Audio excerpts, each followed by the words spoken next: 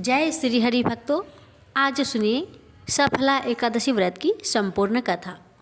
महाराज युधिष्ठिर ने पूछा, हे जनार्दन, पौष कृष्ण एकादशी का क्या नाम है?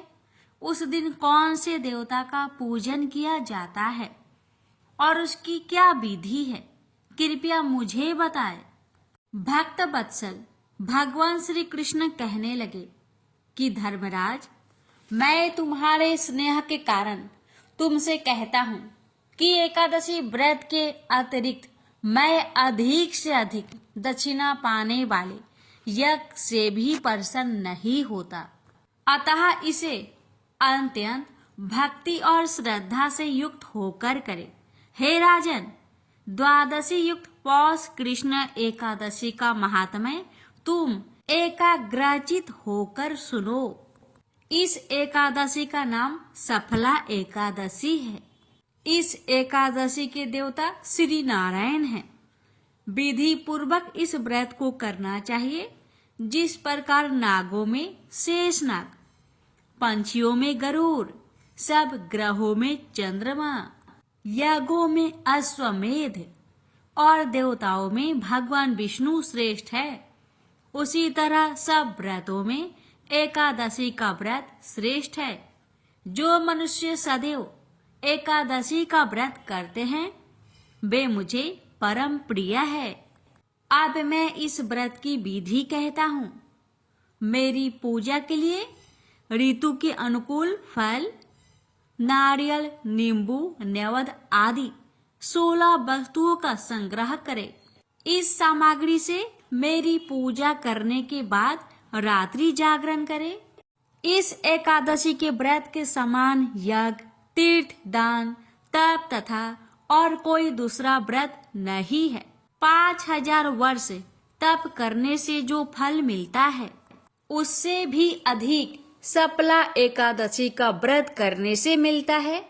हे राजन, अब आप इस एकादशी की कथा सुनिए। चंपावती नगरी में एक महिष्मान नाम का राजा राज्य करता था। उसके 4 पुत्र थे। उन सब में लुम्पक नाम वाला बड़ा राजपुत्र महापापी था। वह पापी सदा पर स्त्री और वैश्यगमन तथा दूसरे बुरे कामों में अपने पिता का धन नष्ट किया करता था। सदैव ही देवता, ब्राह्मण, वैष्णवों की निंदा किया करता था। जब राजा को अपने बड़े पुत्र के ऐसे कुकर्मों का पता चला तो उन्होंने उसे अपने राज्य से निकाल दिया। तब वह विचारने लगा कि कहाँ जाऊं, क्या करूं।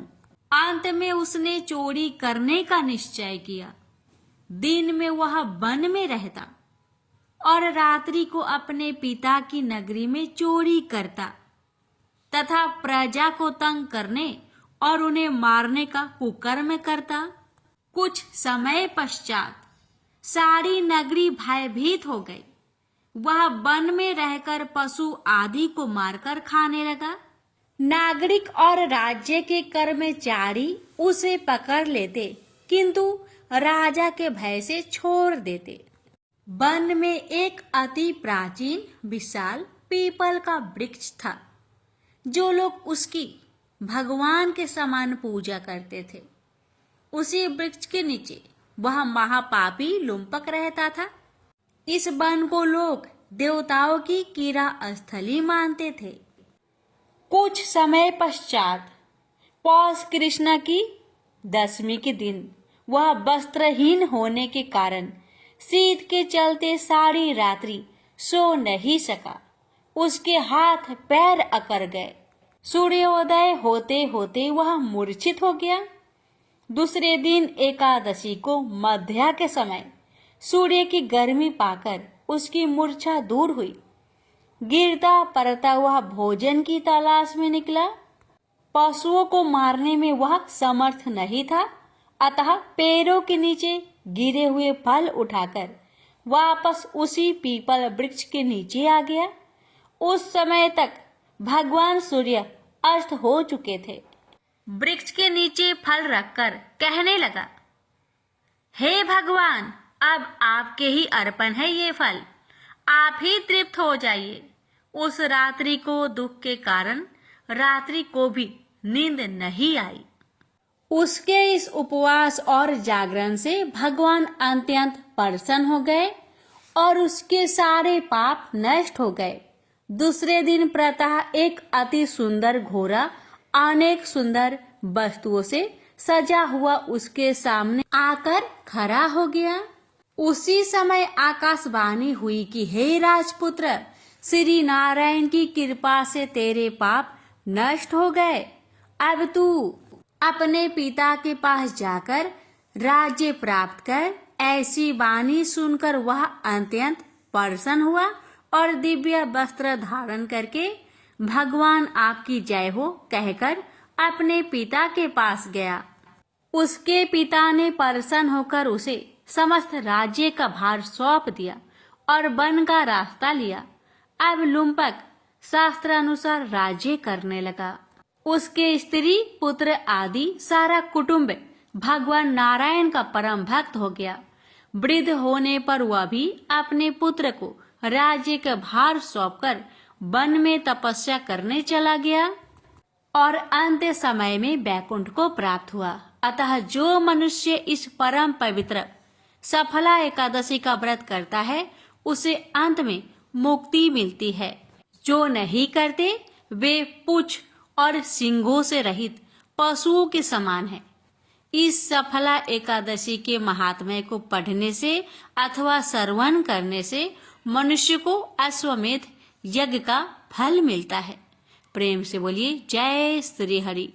मोर नाम का एक दैत्य था। रावण और कंस की तरह वह भी बड़ा आतंक मचाता था। स्वर्ग में देवों सहित सभी को पीड़ा देता था। सब लोग उससे रक्षा मांगकर श्रीमन नारायण की शरण में गए। भगवान ने कहा, मैं उसे संभलाता हूँ, चिंता मत करो। भगवान मोर के साथ युद्ध करने लगे, लेकिन अपनी सारी शारीरिक शक्ति लगाकर भी भगवान कुछ नहीं कर सके। भगवान को युद्ध के मैदान से पलायन करना पड़ा। वे हिमालय की एक गुफा में छिप गए। मोर भी उनका पीछा करते हुए वहां पहुंच गया। भगवान ने ध्यान करना शुरू किया और उनके मन से एक शक्ति उत्पन्न की, उनकी मानसिक शक्ति। इस शक्ति ने बाहर आकर मोर को अपनी तलवार से मार डाला। हम जानते हैं कि शरीर में 10 इंद्रियां हैं, 5 जितेंद्रिया और 5 कर्मेंद्रिया। 11वीं इंद्रिया है मन। संस्कृत में एकादशी का अर्थ है 11। चूंकि यह देवी उनके मन भगवान की 11वीं इंद्रिया से निकली थी, इसलिए भगवान ने उन्हें एकादशी के नाम से पुकारा। एकादशी माता की उत्पत्ति का दिन उनके नाम से ही जाने जाने लगे। माता एकादशी की अंतिम चरण के दौरान उत्पन्न हुई थी, इसे जयंती कहते हैं। और उन्होंने द्वादशी से पहले चरण के दौरान दैत्य को मार डाला था, इसे स्मरणती कहते हैं। भगवान ने घोषणा की कि एकादशी के दौरान देवी की इस महान कार्य के कारण पूरे जगत में कोई भी पाप नहीं रहेगा, लेकिन पाप तो पहले से ही है। जब उसने यह सुना, पाप पुरुष आश्रय की तलाश में इधर उधर भागने लगा। एकादशी के दौरान वह कहाँ रहेगा? वह जहाँ भी गया सभी ने उसे आश्रय देने से इनकार कर दिया। अंत में अन्न भोजन एकादशी के दौरान उसे आश्रय देने के लिए सहमत हुआ। वो एकादशी के दौरान सभी पाप भोजन में आश्रय लेते हैं। जो कोई एकादशी के दौरान भोजन करता है, ये पाप उस व्यक्ति में प्रवेश करेंगे और रोग, समस्या, हानि, परेशानी इत्यादि बन जाएगी। एकादशी देवी को विष्णु कन्या भी कहा जाता है, क्योंकि वह भगवान की मानस पुत्री है। उनकी मूर्ति पूरी जगन्नाथ मंदिर और द्वारिका धाम में है। भगवान के धर्म की रक्षा के लिए जितने भी अवतार हैं, वे सभी एकादशी के दिन हुए हैं, इसलिए यह इतना पवित्र दिन है। प्रेम से बोलिए लक्ष्मी नारायण की जय, एकादशी माता की जय। राजा अमरीश भगवान श्री हरि के परम भक्त थे। वे पृथ्वी के 7 द्वीप अजल, संपत्ति और अतुल ऐश्वर्य के शासक होने पर भी इन्हें सपने तुल्य समझते थे, क्योंकि वे जानते थे कि जिस धन वैभव के लोभ में पड़कर मनुष्य घोर नरक में जाता है, वह केवल 4 दिन की चांदनी है। राजा अम्बरीश का भगवान श्री कृष्ण में और उनके प्रेमी साधुओं में परम प्रेम था। उन्होंने अपने मन को श्री कृष्ण के चरणों में, वाणी को भगवान के गुणों का गान करने में, हाथों को श्री हरि के मंदिर मार्जन में और अपने कानों को भगवान की मंगलमयी कथा के श्रवण में लगा रखा था।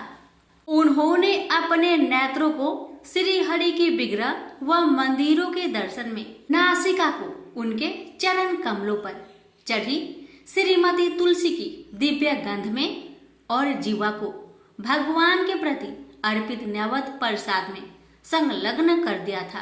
राजा अम्बरीश के पैर भगवान के क्षेत्र आदि की पैदल यात्रा करने में ही लगे रहते और वे सिर से भगवान श्री कृष्ण के चरण कमलों की वंदना किया करते थे।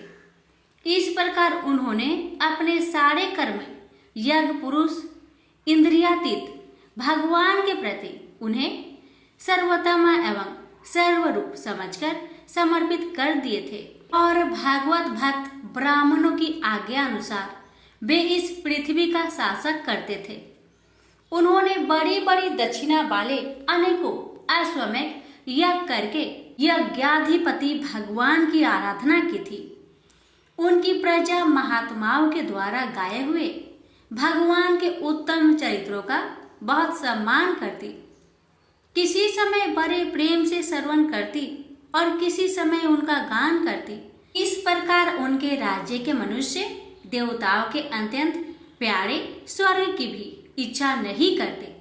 राजा अम्बरीश की अनन्य प्रेममयी भक्ति से प्रसन्न होकर भगवान ने उनकी रक्षा के लिए सुदर्शन चक्र को नियुक्त कर दिया था, जो विरोधियों को भयभीत करने वाला एवं भगवान भक्तों की रक्षा करने वाला है। एक बार उन्होंने अपनी पत्नी के साथ भगवान श्री कृष्ण की आराधना करने के लिए 1 वर्ष तक द्वादशी प्रधान एकादशी व्रत करने का नियम ग्रहण किया। उन्होंने 3 रात का उपवास किया और एक दिन यमुना जी में स्नान करके भगवान श्री कृष्ण की पूजा की। तत्पश्चात पहले ब्राह्मणों को स्वादिष्ट और अत्यंत गुणकारी भोजन कराकर उन लोगों के घर 60 करोड़ गौएं सुसज्जित करके भेज दी। जब ब्राह्मणों को सब कुछ मिल चुका, तब राजा ने उन लोगों से आज्ञा लेकर व्रत का पारण करने की तैयारी की। उसी समय श्राप और वरदान देने में समर्थ स्वयं दुर्वासा जी भी उनके यहाँ अतिथि रूप में पधारे। राजा अम्बरीश उन्हें देखते ही उठकर खड़े हो गए, आसन देकर बैठाया और विविध सामग्रियों से उनके चरणों में प्रणाम करके भोजन के लिए प्रार्थना की। दुर्वासा जी ने राजा अम्बरीश की प्रार्थना स्वीकार कर ली और इसके बाद आवश्यक कर्मों से निवृत्त होने के लिए वे नदी तट पर चले गए। वे ब्रह्मा का ध्यान करते हुए यमुना के पवित्र जल में स्नान करने लगे। इधर द्वादशी केवल घड़ी भर शेष रह गई थी। धर्मज्ञ अम्बरीश ने धर्म संकट में पड़कर ब्राह्मणों के साथ परामर्श किया। उन्होंने कहा, ब्राह्मण देवताओं, ब्राह्मण को बिना भोजन कराए स्वयं खा लेना और द्वादशी रहते पारण न करना दोनों ही दोष है। इसलिए इस समय जैसा करने से मेरी भलाई हो और मुझे पाप न लगे, ऐसा काम करना चाहिए।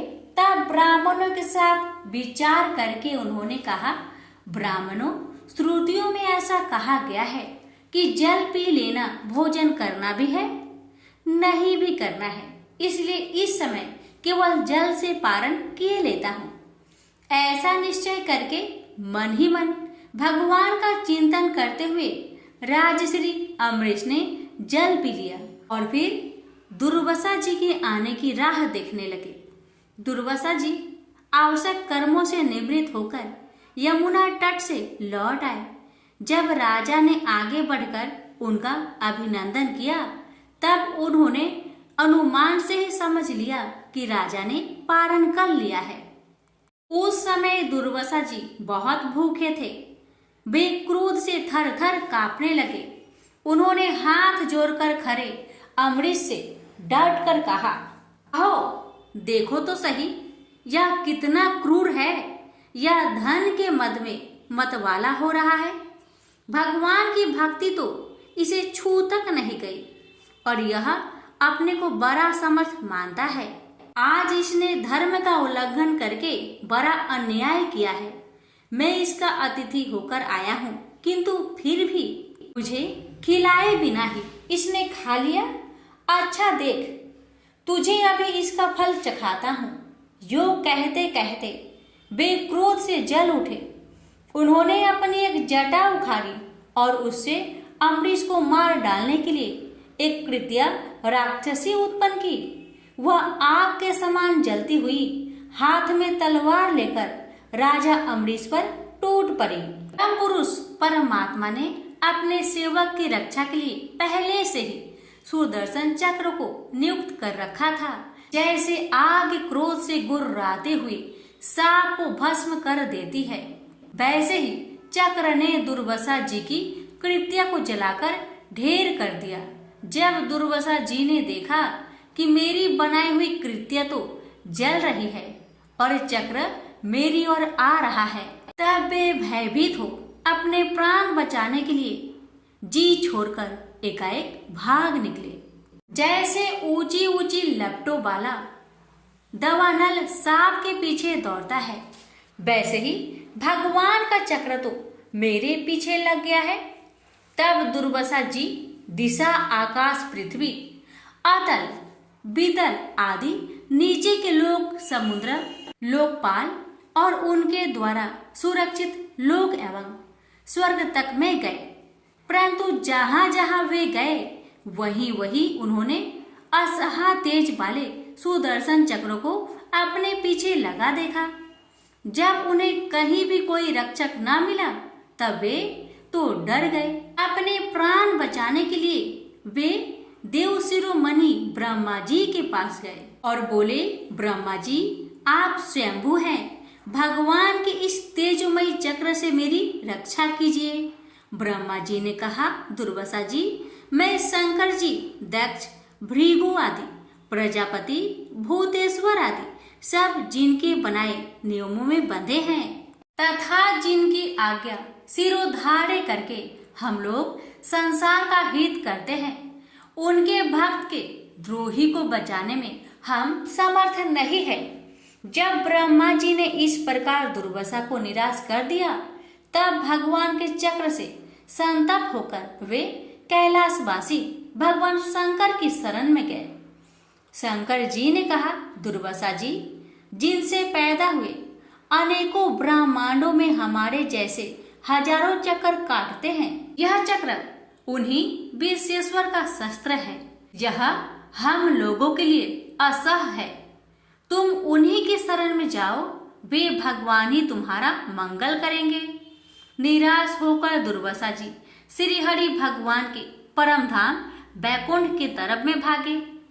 दुर्वासा जी भगवान के चक्र की आग से जल रहे थे। वे भगवान के चरणों में गिर पड़े। उन्होंने कहा, हे अच्युत्य, हे अनंत, आप संतों के एकमात्र इच्छित हैं। प्रभु, संपूर्ण जगत के जीवन दाता, मैं अपराधी हूँ, आप मेरी रक्षा कीजिए। आपका परम प्रभाव न जानने के कारण ही मैंने आपके प्यारे भक्त का अपराध किया है। प्रभु, आप मुझे बचाइए। श्री भगवान ने कहा, दुर्वासा जी मैं सर्वथा भक्तों के अधीन हूँ, मुझ में तनिक भी स्वतंत्रता नहीं है। जो भक्त स्त्री, पुत्र, गृह, गुरुजन, प्राण, धन, इहलोक और परलोक सबको छोड़कर केवल मेरी शरण में आ गए हैं, उन्हें छोड़ने का संकल्प भी मैं कैसे कर सकता हूँ।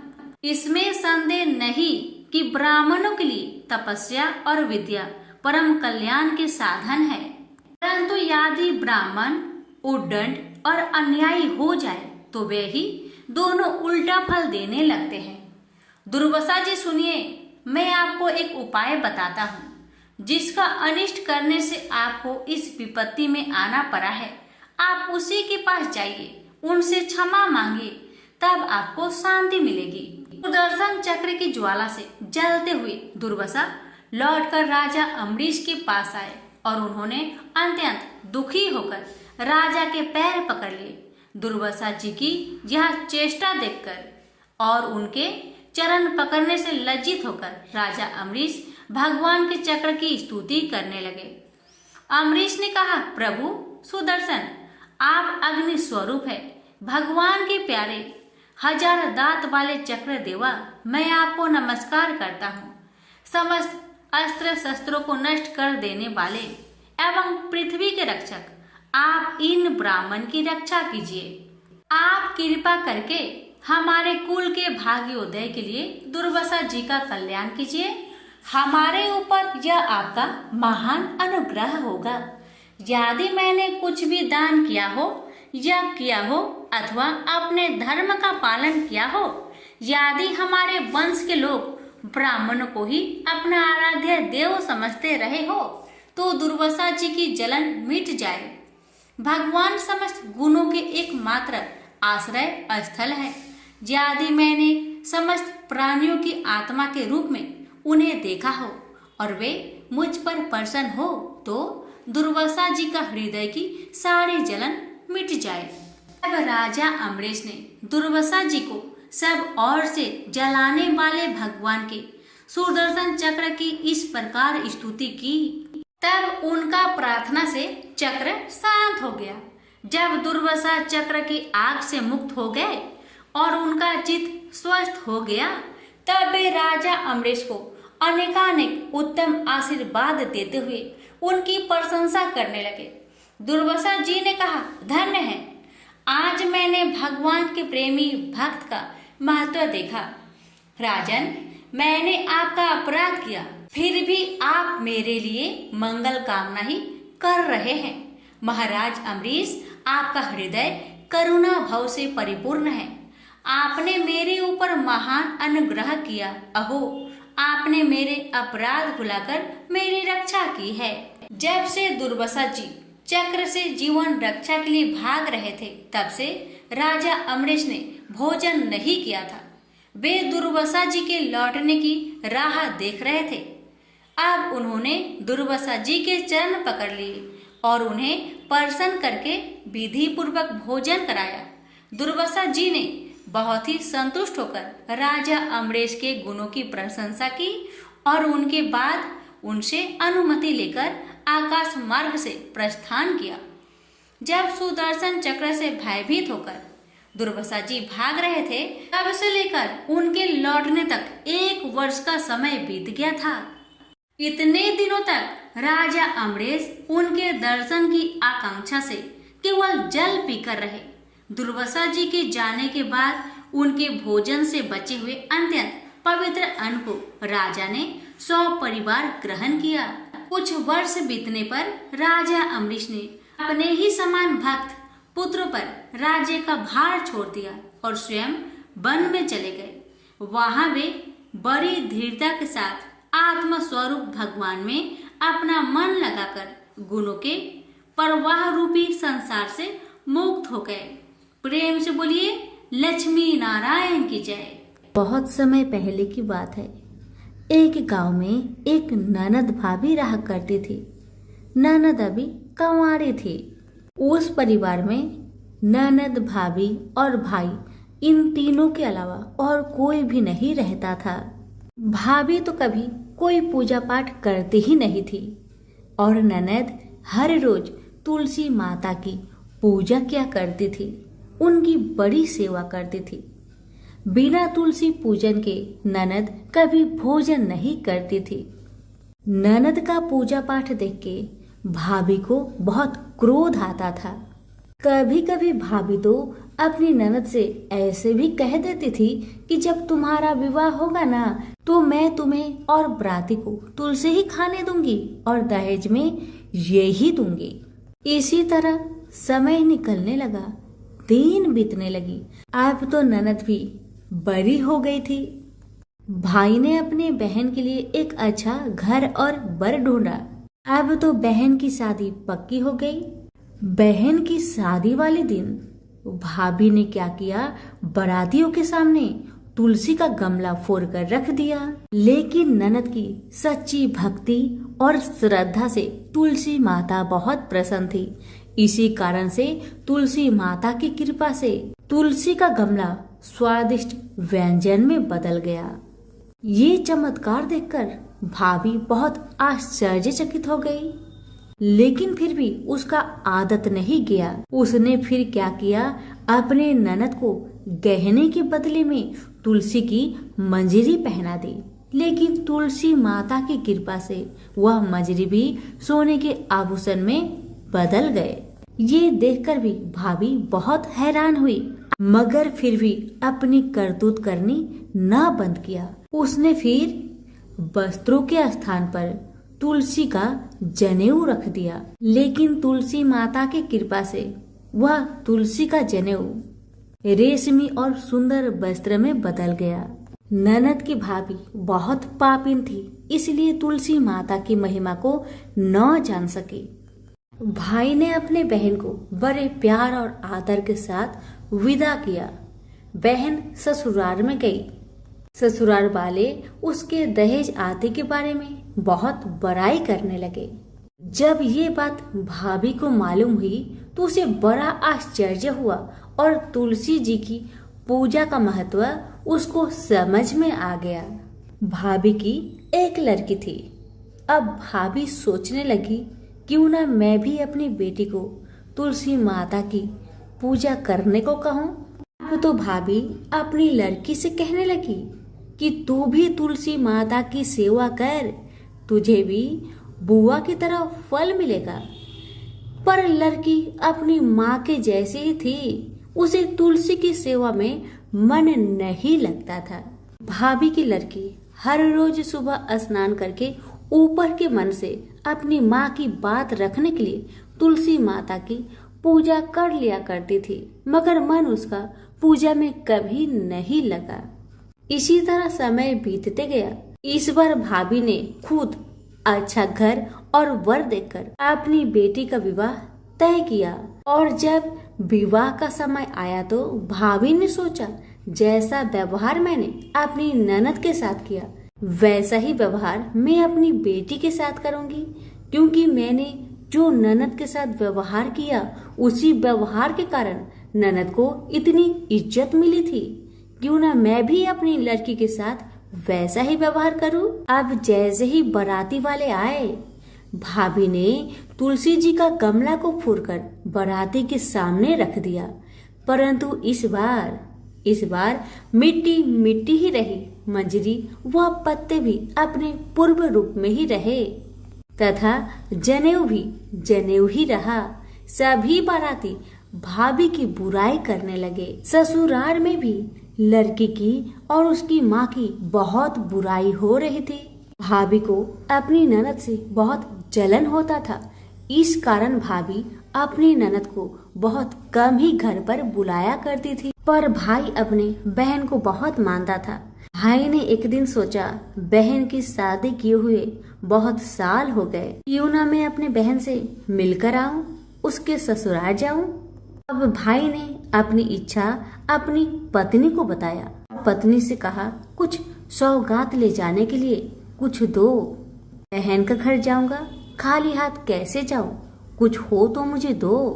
भाभी ने क्या किया, गुस्से से जुआर एक थैले में भरकर कहा, लो इसी को लो और अपनी बहन के घर ले जाओ। मेरे पास और कुछ नहीं है, यही है, इसी को ले जाओ। बेचारा पति दुखी मन से चल दिया वही जुआर भरे थैले को लेकर, और मन ही मन में सोचते जा रहा था, भला कोई भाई अपने बहन के ससुराल में जुआर ले जाता है। यही सोचते सोचते भाई बहन के ससुराल की तरफ जा रहा था। उसने सोचा, ये जुआर बहन के ससुराल ले जाऊंगा तो लोग क्या कहेंगे, क्यों ना मैं इसे गाय को खिला दूं। भाई जब बहन के नगर के समीप पहुंचा और उसने एक गौशाला में गाय के सामने जुआर का ठेला उलट दिया। जुआर को उलटता देखकर तब गौपालक ने कहा, ए भाई तुम ये क्या कर रहे हो? सोना मोती गाय के आगे क्यों डाल रहे हो? भाई ने जब नीचे देखा तो सचमुच हीरे मोती सोना चांदी जगमगा रहे थे। भाई ने तुलसी माता के चमत्कार को जान लिया और जोर जोर से तुलसी माता की जयकारा लगाने लगा और सारी कहानी उस गौपालक को बताया। सोना चांदी हीरा मोती थैले में भरकर बहुत प्रसन्न मन से अपनी बहन के घर गया। बहन भाई को देखकर बहुत प्रसन्न हुई और अपनी भाई की बहुत आवभगत की। भाई ने अपनी बहन की सास ससुर से आज्ञा लेकर अपनी बहन को घर लेकर आया और रास्ते में सारी कहानी बताते आ रहा था कि कैसे भाभी ने ज्वार भरकर थैले में दिए थे और तुलसी माता की कृपा से कैसे ये ज्वार हीरे मोती सोने चांदी में बदल गए। भाई को तुलसी माता का महिमा पता चल गया था।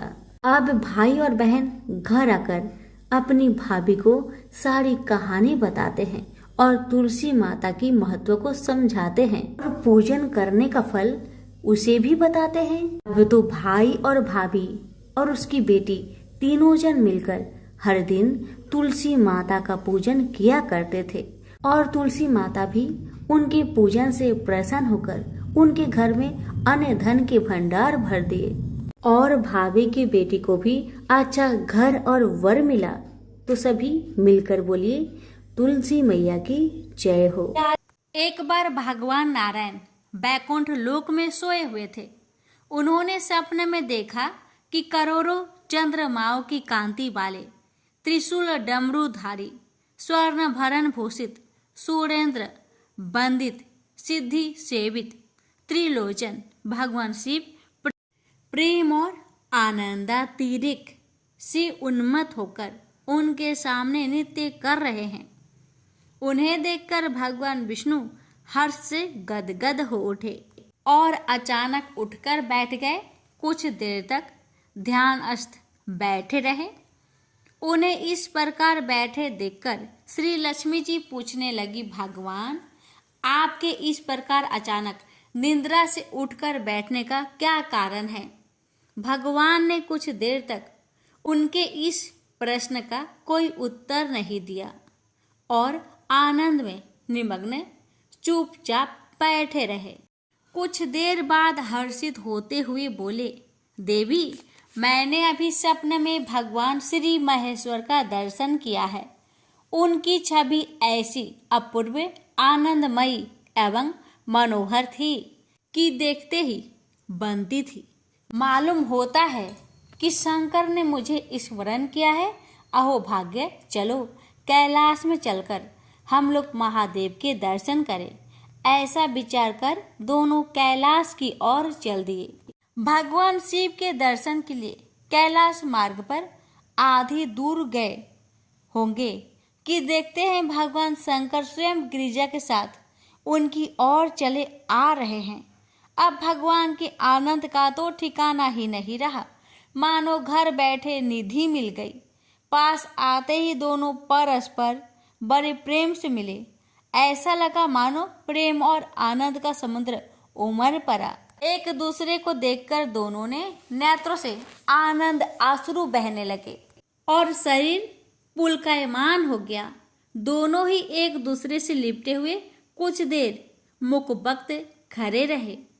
प्रश्नोत्तर होने पर मालूम हुआ कि शंकर जी को भी रात्रि में इसी प्रकार का सपना हुआ कि मानो विष्णु भगवान को वे उसी रूप में देख रहे हैं जिस रूप में अब उनके सामने खड़े थे।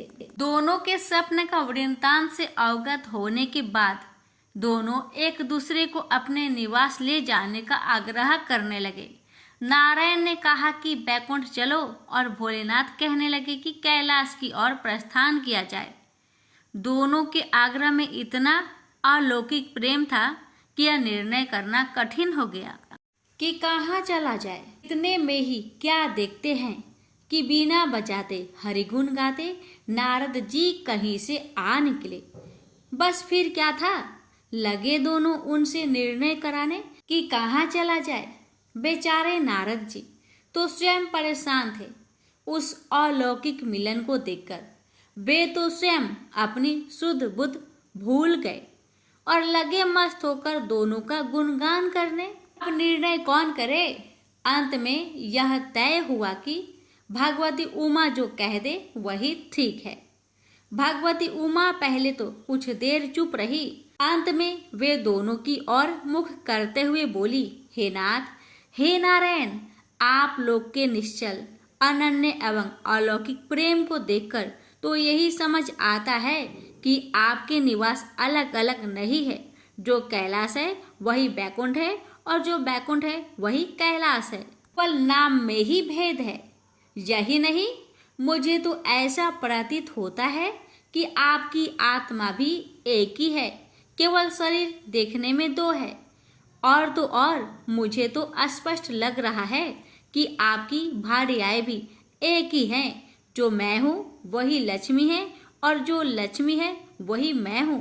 केवल इतना ही नहीं, मेरी तो अब यह दृढ़ धारणा हो गई है कि आप लोगों में से एक के प्रति जो देश करता है वह मानो दूसरे के प्रति ही करता है।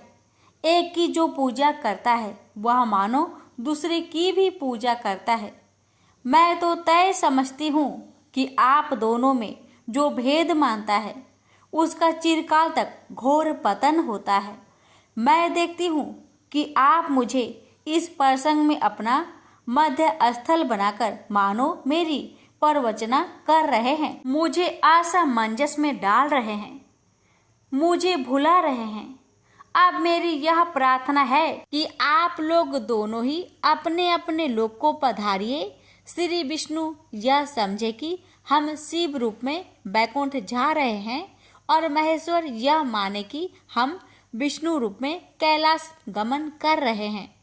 इस उत्तर को सुनकर दोनों परम प्रसन्न हुए और भगवती उमा की प्रशंसा करते हुए दोनों ने एक दूसरे को प्रणाम किया और अत्यंत हर्षित होकर अपने अपने लोक को प्रस्थान किया। लौटकर जब श्री विष्णु बैकुंठ पहुँचे तो श्री लक्ष्मी जी ने उनसे प्रश्न किया, हे प्रभु, आपको सबसे अधिक प्रिय कौन है? भगवान बोले, प्रिय, मेरी प्रियतम केवल श्री शंकर है। देहधारियों को अपने देह की भांति वे मुझे अकारण ही प्रिय है। एक बार मैं और श्री शंकर दोनों पृथ्वी पर घूमने निकले। मैं अपने प्रियतम की खोज में इस आशय से निकला कि मेरी ही तरह जो अपने प्रियतम की खोज में देश देशांतर में भटक रहा होगा वही मुझे अकारण प्रिय होगा। थोड़ी देर के बाद मेरी श्री शंकर जी से भेंट हो गई। वास्तव में मैं ही जनार्दन हूँ और मैं ही महादेव हूँ। अलग अलग दो घरों में रखे हुए जल की भांति मुझ में और उनमें कोई अंतर नहीं है।